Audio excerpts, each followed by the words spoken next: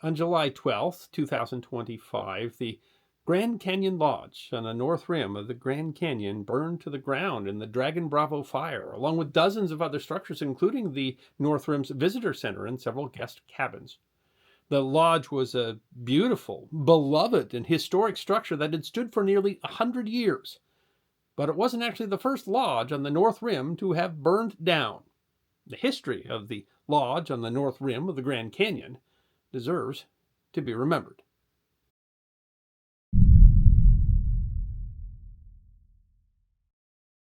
The Grand Canyon was established as a national monument in 1908 and had been promoted as a tourist attraction from the south side of the canyon since the 1800s by the Atlantic and Pacific Railroad and the Atchison, Topeka, and Santa Fe Railway after it purchased the western portion of the Atlantic and Pacific in 1880. The North Rim, however, had no tourist development, and organized camping there only began in 1916 when William W. Wiley arrived to establish a camp above the Transept Canyon near Bright Angel Point. Wiley had worked as a teacher and superintendent in Iowa and Montana, but also opened an early concession and tour guide in Yellowstone under his enterprise, the Wiley Way Camping Service, which he then brought to the Grand Canyon. His was a tent camp and included a main dining tent and 10 sleeping tents and could serve about 20 people at a time. Due to the harsh winters on the North Rim, it was only operated during the summer. In 1929, management of the camp was taken over by Wiley's daughter Elizabeth and her husband Romes McKee. In 1926, they began building cabins, eventually building 28 frame cabins, 16 tented cabins, a central pavilion, utility buildings, and a power plant. Wiley had been active elsewhere as well. In 1917, he helped incorporate the National Park Transportation and Camping Company, run by brothers Gromway and Chauncey Perry. The two brothers ran the company as a transportation concession to take tourists from Cedar City, Utah to the nearby McCuntaweep National Monument, which would later become Zion National Park. With a fleet of used vehicles, one 7-passenger Hudson, a Ford Model T, and 3 Cadillacs. Run on a shoestring budget, the company continued through some legal conflicts between Wiley and the brothers and was eventually restarted as the Utah Grand Canyon Transportation Company, providing trips to the Grand Canyon as well. In 1916, the National Park Service was formed, and 3 years later, the Grand Canyon was made a national park under the agency. The first director of the Park Service, Stephen Mather, toured several parks in southern Utah, Zion and Bryce Canyons, before settling on a plan for developing tourism. He approached the Union Pacific Railroad, which had the subsidiary railroad the San Pedro, Los Angeles, and Salt Lake Railway in the region, to assist in developing the parks. The Union Pacific obliged. They built a branch line from Lund, Utah to Cedar City, and in 1923 incorporated a subsidiary, the Utah Parks Company. The Utah Parks Company aimed to provide concession services to the national parks in the region and began buying out companies already providing these services, including both the Perry's Transportation Company and the tent camp built by Wiley's daughter and her husband. The company began making numerous improvements to attract tourists, including building hotels, tunnels, and roads. At the Grand Canyon, they hired Gilbert Stanley Underwood to build a new hotel for deluxe accommodations at the North Rim, while they rebuilt the Wiley Way Camp for lower-cost accommodations. Underwood graduated with a master's degree from Harvard in 1923 and shortly after opened an office in Los Angeles, where he became associated with Daniel Ray Hull, a landscape architect from the National Park Service. It was this connection that led to the commission with the Utah Parks Company, and Underwood would go on to design numerous lodges for national parks in his career.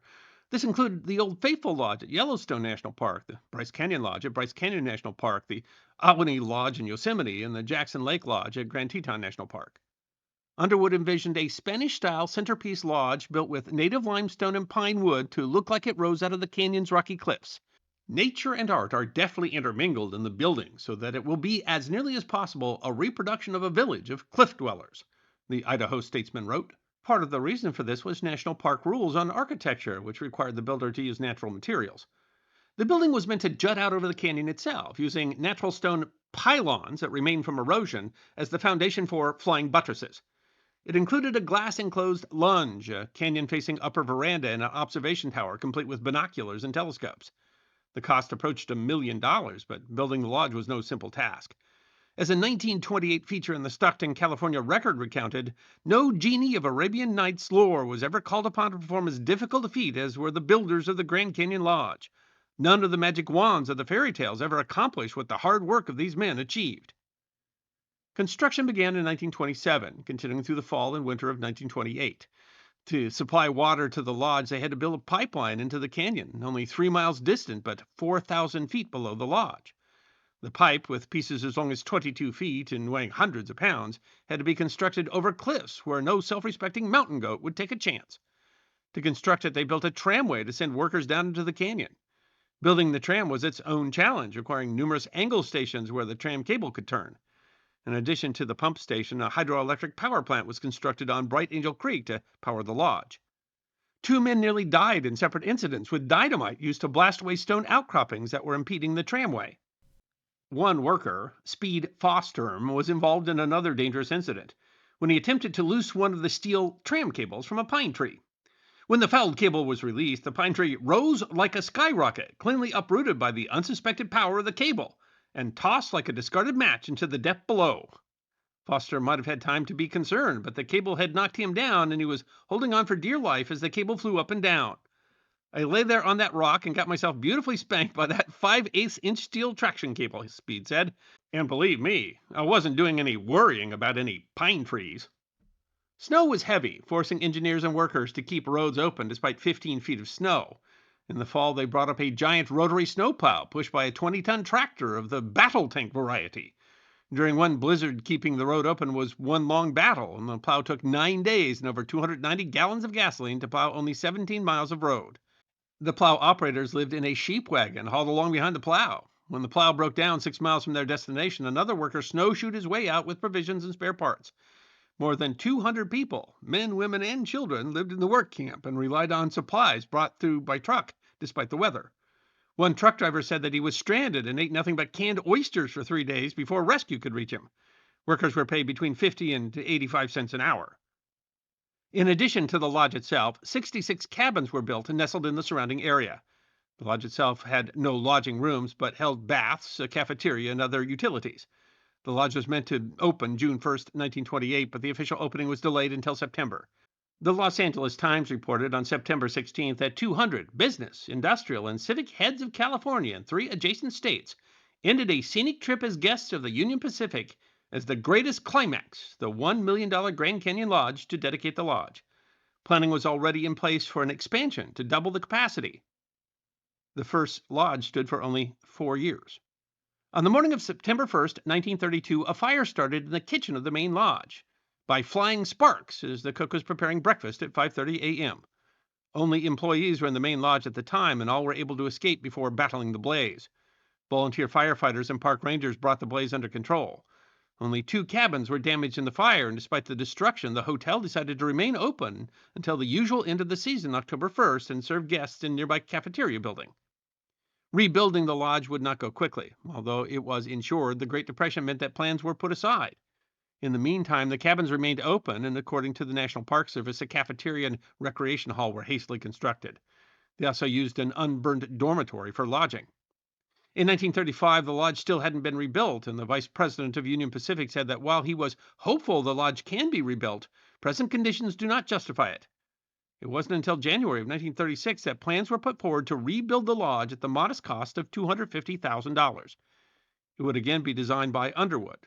The new lodge would reuse much of the masonry work that had withstood the blaze, but was in other ways scaled back, lacking a second floor or the observation tower. Construction of the new lodge would be simpler than the undertaking for the original lodge, partially because much of the hard work, including construction of a water system and power system, were already complete. But events proved just as difficult as the first construction. In September of 1936, while construction was still ongoing, the temporary lodge caught fire. The source was never determined, but at around 6 p.m. on September 8th, a fire was discovered in the building.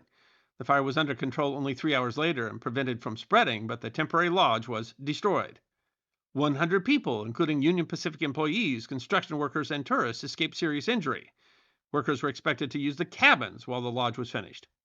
1936, a historic and intense cold wave, among the most intense in recorded history in North America. Hardest hit were the prairies in the Midwest, while Arizona saw generally normal temperatures. The state did not, however, escape totally from the effects of the cold wave. In late December, northern Arizona was hit by a blizzard, the most severe in years, which lashed northern Arizona, piling snow to great depths. At least 2 feet of snow covered the ground at Grand Canyon and was continuing heavy last night, the Arizona Republic reported on New Year's Day, 1937. This was on top of deep snow that remained from earlier snows. Toward the North Rim Lodge, still under construction, 7-foot drifts clogged the road between Flagstaff and Jacobs Lake. More than 30 inches had fallen in the mountain town of Flagstaff in the last week of December.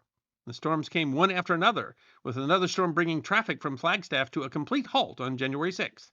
Beginning December 25th and continuing through today, the Williams News reported on January 14th, more snow has landed than during any previous similar period since automobile and truck traffic became general.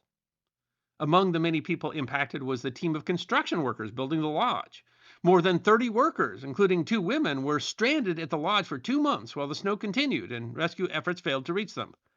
On January 7th, a road crew trying to reach the North Rim was stranded 15 miles away when the snowplow broke down. At the nearby VT Ranch, Carl Cox and his pregnant wife were stranded almost as long. On February 15th, Cox climbed a telephone pole, plugged in a portable telephone set to reach the Associated Press. "Help must come soon," he begged. "Our food supply is very low. Unless the snowplows break through within the next few days, it will be necessary to drop food to us from an airplane." The situation was just as dire. On February 13th, Doyle Smith, a member of the crew, said that the food situation at the North Rim was so serious that if help didn't arrive, they would have to evacuate the camp by attempting to hike across the canyon to the South Rim, rather than risk getting caught in yet another storm. In all, 8 blizzards were reported to have hammered the area beginning December 23rd. According to one of the men stranded, for most of the time that they were trapped, the workers simply continued their work. It wasn't until the beginning of February, when construction materials ran out, that things got particularly bad. "All reading material had been long exhausted," he joked. Toward the end of the ordeal, several days of rain had built a crust on top of the remaining snow that a pickaxe couldn't dent. The Coxes were rescued on February 18th, but it took several days longer to reach the lodge. A rotary plow was sent from Flagstaff to break up snow, and several tractors were attempting to reach the stranded workers. On February 21st, a tractor set out from Jacobs Lake, but broke down within a mile of Bright Angel Point after one of its tracks collapsed. A plane was sent from Salt Lake with repair parts, but ended up stranded on the South Rim after a wheel broke on an attempted takeoff. A second plane was sent and dropped parts near the camp on the afternoon of the 22nd. At 2 a.m. that morning, the tractor was finally fixed, and it pulled up to the construction camp at 8 a.m. on the 23rd. Only 21 people were rescued. 12 others had decided to risk the canyon and left 2 days earlier. Despite the setback, in January, contractors reported that construction of the lodge would be completed by February 1st. However, work on exterior sections wasn't completed until July. Either way, the lodge would be ready months ahead of schedule and well in advance of the June 1st opening of tourist season. In the decades that followed, the lodge was a major tourist attraction, became famous for the college students who often worked there for the summer, and performed sing-aways for guests as they boarded their buses. In 1987, the building was designated a National Historic Landmark. And that lodge remained in use for the next 87 years. For millions of visitors, including me, the beautiful panoramic views of that lodge will remain forever in our memories. The fire even managed to burn down the cabins that had survived the first fire. Well, there's already plans to rebuild the lodge and the visitor center, but it's way too early to tell what that's going to look like. Heck, as of mid-August, the Dragon Bravo fire is still burning. But if the North Rim Lodge teaches us anything, it is that we can rebuild.